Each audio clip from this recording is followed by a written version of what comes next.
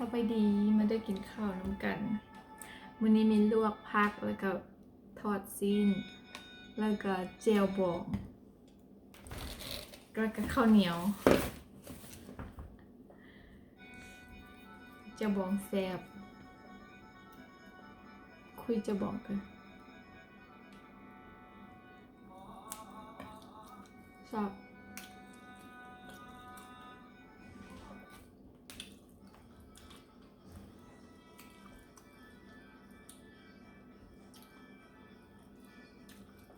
เสียงลำของแม่ตู้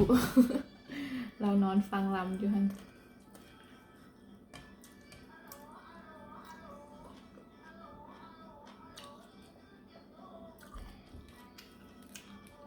ชิ้นแห้ง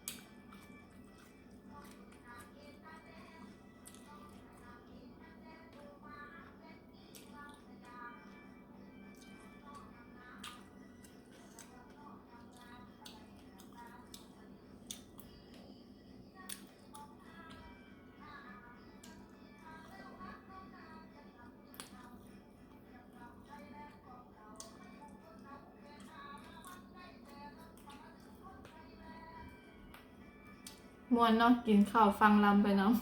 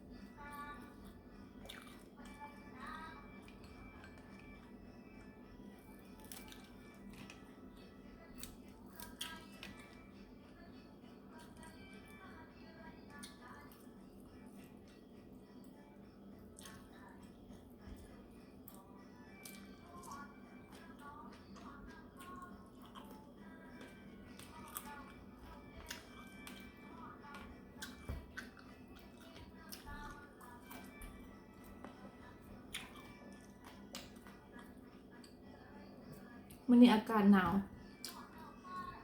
ว่าจะไปกินอยู่นอกเอาวิวค่ะอากาศมันหนาวกินบ่ได้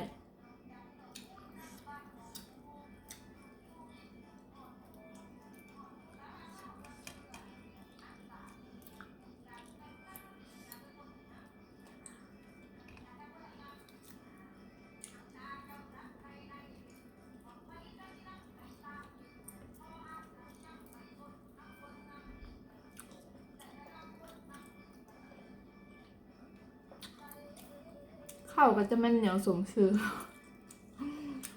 ข้าวเก่ามาอุ่นเอามันก็เลยเหนียวแฮงเหนียวปานขนมตังเมเลย